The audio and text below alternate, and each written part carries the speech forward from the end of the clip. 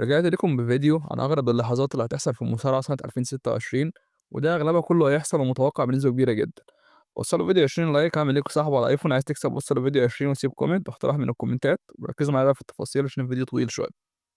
أول حاجة عندنا هتحصل 2026، مبدئيا 2025 فشلت فشل كبير جدا، والاي دبليو ضربت الدبليو دبليو اي بالجزمة بجد وغطت عليها جدا. طب ايه اللي هيحصل 2026 عشان يحلوا المشاكل دي؟ في حاجات هتحصل كده كده، وفي حاجات من الإدارة نفسها. أول حاجة هتحصل معانا هنا بروك ليزنر هيعتزل. مع تطور الأحداث ممكن تكون 2026 هي السنة اللي ال3 كبار هيعتزلوا، هم AJ ستايلز وكريس جيريكو وبروك ليزنر. كريس جيريكو خلاص رسميًا وافق إن هو يرجع WWE، هي بس مسألة وقت إن هم يعملوا فرقعة كبيرة باللحظة بتاعته. طب بروك ليزنر هيعتزل ليه؟ بروك ليزنر قال لك أنا خلاص آخر سنة ليّا السنة دي، وكان في كلام إن هو هيعتزل ضد جونتر في راس المنيا. طبعًا ده دريم ماتش لكل الناس، والناس كلها مستنياه، وكان بيتبني له على فكرة من رويال رامبل 2023، كان في لحظة وقفوا قدام بعض كده في الماتش. وبعد كده بروك حصل له الحوار بتاعه مع ماكمان ده، وبعد فترة ورجع تاني، وده طبعًا هيبقى حدث تاريخي. بس هو غالبًا الموضوع يخلص إزاي؟ هيبقى في سامر سلام 2026، لأنها تصادف إنها هتبقى في نفس بلد بروك ليزنر، هيبقى ضد جونتر. جونتر واضح إن هو خد الشخصية بتاعة اللي هو الlegend killer بجد، إن هو بيخلّي أساطير تعتزل، ولسه مثبت AJ ستايلز النهارده. فغالبًا هو اللي هيلاعب بروك ليزنر، يكسب أو يخسر دي ما نعرفش.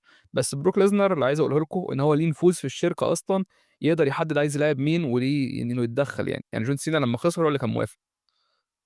وبالنسبة موضوع جون سينا ده أنا حسبتها بالمنطق كده كان صح أصلًا، لإن هو لو كان كسب كان الناس نسيت بعدها بأسبوع، دلوقتي هو الموضوع عايش في ذاكرتنا كلها كلحظة تاريخية. فليزنر هيعتزل في راس المنيا 42، والموضوع اتأجل لهيبقى سامر سلام 2026 ده، لإن هيبقى في مدينته. سنة 2026 كمان هتبقى سنة العودات الكبيرة جدًا.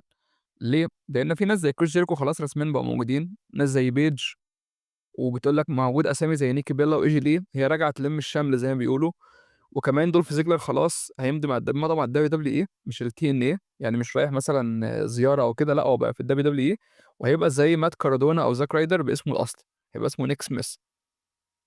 و وفي ناس بيقول لك ممكن ييجوا من الAEW زي إيدج وبتاع، بس ده أنا مستبعده بصراحة، لإن إيدج خلاص أصلًا في آخر سنة ليه. حاجة كمان أندرتيكر هيرجع من جديد، وفي دور جديد طبعًا. أندرتيكر أثبت نفسه بجزء من الفريق الإبداعي في اتحاد الTriple A أو اللي هو الAAA، وده اتحاد كده بيحصل فيه مثلًا أضخم حد يخش فيه كان دومينيك ميستيريو، وأغلبهم مصارعين من المكسيك وكده. فأندرتيكر كان أول مرّة يكتب في الاتحاد ده السنة دي، وأثبت إن هو جامد جدًا، وعامل شغل حلو مع شريكه اسمه جيرمي بوراش، واخدين إشادات كتير جدًا. فطبعًا إحنا قدّام مشاكل إبداعية في الWWE، واللحظات بتتكتب ونسرح وننسى كل الbooking كل حاجة. فبنسبة كبيرة أندرتيكر هو وجيرمي بوراش هينضموا للفريق الإبداعي بتاع الWWE نفسه، مش اتحاد الTriple A. وده قال لك الجمهور لو أعلنوا حاجة زي كده هيزوّد أصلًا المبيعات، وده حصل قبل كده مع بول هيمن وإيريك بيشوف سنة 2019. فلو مسكوا عرض سماك داون مثلًا زي ما شون مايكلز ماسك الNXT كده، ده هيضبّط المبيعات جدًا، خصوصًا إن أندرتيكر عامل أصلًا بودكاست مع الWWE في الفترة دي، فهو جوّه الموضوع لسه ما راحش مثلًا اتحاد تاني أو كده. رقم 7 Money in the Bank. الMoney in the Bank يا جماعة، دومينيك ميستيريو اللي هيكسبها بنسبة كبيرة، يا إما هو يا إما LA نايت. هاقول لكم الأسامي المرشحة. أكتر اسم مترشح هو دومينيك ميستيريو، لأن دومدوم ده كسّر الدنيا 2025، كسب لقب القارات في راس المنيا، وكسب جون سينا في آخر عرض شهري. فممكن يكمّلوا الاستثمار فيه، خصوصًا إن الناس زي كودي رودز بيقول لك دايمًا دومينيك ده مستقبل الشركة، وبانكا أظن قال عنه كده برضه، وكذا حد يعني بيقولوا إن هو واجهة الشركة وإمكانيات مصارع كبيرة جدًا. فده بنسبة كبيرة هيستثمروا فيه ويكسبوه الmoney in the bank. وفي الاسم التاني المظلوم معانا LA Knight، المفروض إن هو جه الوقت بتاع LA Knight إنه يكسب بالشنطة بقى. يعني هو الجمهور ميجا ستار حرفيًا، وشعبيته كبيرة أوي وتفاعل كبير، جسمه حلو، بيصارع حلو، بقى له بتاع 15، 20 سنة في الشركة، فممكن بيقولوا تيجي لحظته هنا. بس أنا اللي أعرفه عن LA Knight يعني عشان ما حدش يتعشم، إن هو كان دايمًا Triple H بيقول أنا بابقى مدّي له دفعة معيّنة، يقعد يتناقش ويقول لأ مش هنعمل كده قبل كده، فاقول خلاص هالغي لك كل حاجة. فاللي نايت دماغه صعبة شوية. تالت اسم معانا جاكوب فاتو. الWWE محتاجة دم جديد في المنافسة، ومحتاجة واحد يكون مضخم زي جاكوب فاتو كده، فده غالبًا يعني هتبقى دفعة حلوة ليه. ورابع واحد هو أوبا فيمي.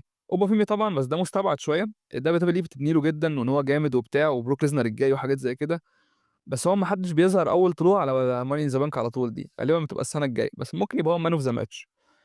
وفي كلام إن ممكن كريس جيريكو اللي ياخدها، لأن هو أصلًا صاحب الفكرة بتاعة Money in the Bank وعمره ما كسبها. وكده الراجل هيظهر في جولة اعتزالية، فعارفين الجولة الاعتزالية دي إحنا بنلم كل حاجة لأول مرة، زي مثلًا سينا ما خد القارات وكده. نيجي بقى على الرويال رامبل، في ناس شايفة النتيجة محروقة جدًا ورومان اللي هيكسب. الحقيقة إن ده هيحصل فعلًا، بس فكرة إن هو يخلص عشان إن هو يلاعب كودي رودز دي ممكن في حالة واحدة، إن راس المنيا اللي بعدها تبقى رومان وروك. الموضوع ده اتبنى إن هو السعودية بتجهّز ذا روك إن هو يصارع في الmain event في راس المنيا ودافعين له أجر كبير جدًا، فقال لك إحنا هنجيب رومان رينز يكسب البطولة لمّا يلاعب كودي رودز في راس المنيا، ويقعد السنة دي بيها ويلاعب ذا روك في راس المنيا، وسواء بقى يكسبها أو يخسر. بس سمعت كلام كده من الاتحاد يعني من جوّه الإدارة إن الWWE شافت إن الجمهور مش عايز رومان وكودي، وبيحاولوا يغيّروا في الخطط، بس للأسف الخطط بتاعة راس المنيا خلاص اتكتبت، فكل اللي جاي ده إحنا ما فيش حاجة هتتغيّر فيه. مش مثلًا هتلاقي ذا روك ضد رومان وبعد كده الناس تختار كودي والحاجات اللي كانت بتحصل قبل كده دي في راسلمانيا 40. وفي كلام إن ممكن برون بريكر وده هيبقى تاني أكتر اسم مترشح يعني. وبالنسبة بقى للسيدات بيقولوا بيانكا بلير وده بنسبة كبيرة جدًا هي اللي هتكسب فعلًا وتلاعب جيت كارجل، لإن حد زي AJ Lee مثلًا أو ريا ريبلي، ريا خلاص اتحطت في خانة الtag team وغالبًا هتكمل فيها لRasselmania وAJ Lee أصلًا part time مش full time. حاجة تانية في 2026 إن رومان رينز زي ما قُلت لكم هيكسب بطولة الWWE عشان توصل للعداوة مع ذا روك في WrestleMania بتاعة السعودية. بس إحنا لسه مش عارفين الdeal وصل لحد فين برضه.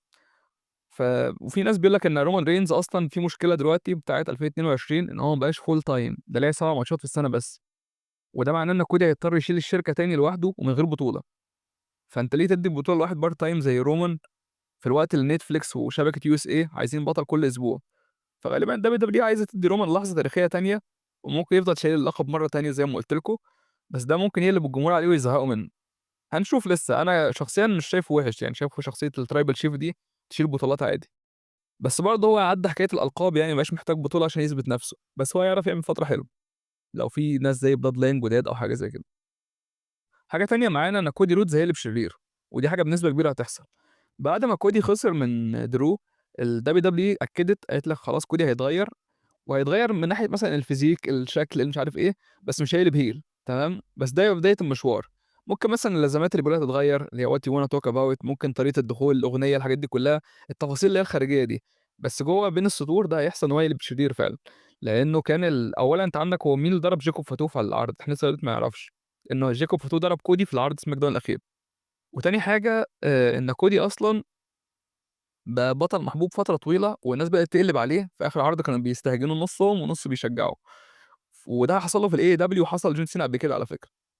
فمشكلة الWWE الوحيدة واللي مخلّيها ما تقلبش كودي رودز heel هي إنها ما عندهاش واجهة بديلة، يعني ما عندهاش هوجن، ستيف أوستن، سينا، الوحيد اللي كان في الحتة دي وبيصارع كل أسبوع كودي رودز، فمش عارفين مين هيملى الفراغ ده. وده اللي هيقودنا للحتة اللي بعدها إن السنة الجاية هتبقى سنة العصر الجديد بجد، زي ما تريبل اتش بيقعد يتريق علينا كل مرة.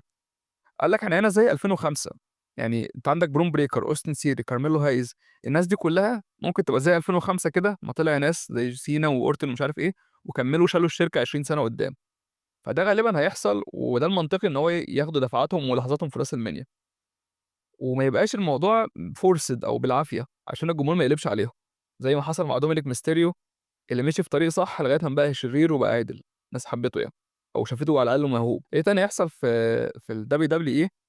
في كلام إن ممكن تريبل اتش أصلًا يتطرد، بعد السنة الكارثية 2025 الجمهور قلب على تريبل اتش وبقى الواجهة الإبداعية في الشركة، والكل عارف إن هو اللي بيدير العروض والbooking وكده، وطول عمر الWWE فيها خطر لو المنتج ما بقاش سخن وكده الجمهور مش مبسوط، وكان بيراعي أوي الحتة دي ماكمان، فرد الفعل كان بيقع على شخص واحد وخصوصًا في لحظة اعتزال جون سينا كانوا عمالين يشتموه، وكانوا عمالين يشتموه في المؤتمرات كلها، فممكن السنة دي تبقى بديلة إن الTKO تمشي ذا جيم أو تريبل اتش من المنصب ده.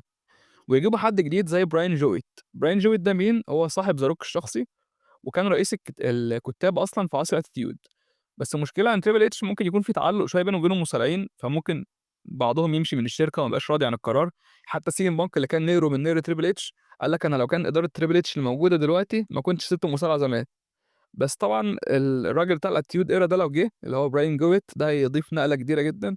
وفي حاجة كمان كويسة إن أصلًا ماكمان خلّص مشاكله مع القضية اللي كان فيها دي. فممكن ماكمان يكون في الصورة تاني، حتى لو يظهر حتى استشارات من بعيد كده مش دوام كامل، هو طبعًا عمره ما بقاش في دوام كامل خلاص، بس ده أكيد يعني حاجة كلنا مستنيينها. حاجة كمان في سنة 2026 وهتحصل بنسبة كبيرة، إن الWWE بدأت تستهبل في حتة المبيعات دي أوي والتذاكر، وبقت برّه السيطرة خالص، ويقول لك مش عارف اشتراك الdigital $40 و$35 والأجانب بدأوا يتريقوا يقول لك أنت تخيل مين مغفّل هيروح يشترك في $40 وممكن بعدها ب10 دقايق ينزل على اليوتيوب، وفعلًا قناة اليوتيوب دي بقت جريئة جدًا في الطرح بتاعها، يعني بتلاقي مثلًا ماتشات 5 نجوم نازلة بعدها بشهرين كاملة، وعرض كامل نازل زي ما هو. فزمان العروض كانت في متناول الكل وكان مكمن بيراعيها، بس الأيام دي راحت، وأورتن حتى قال لك أنا اتصدمت لمّا لقيت مشجع دفع مش عارف 1000 والّا حاجة عشان تذكرة راس المنيا، فدي لازم تكون في حسبان الشركة وكده، واللي بطّلوا فكرة الانتهازية شوية ويحطّوا إعلانات في كل مكان والحاجات دي، لإن ممكن يلاقوا الكراسي بقت فاضية بعد كده. دي كانت 2026 قولوا لي متوقع إيه فيها هيحصل، وصّلوا الفيديو 20 لايك، أشوفكم في حلقة جديدة، مع السلامة.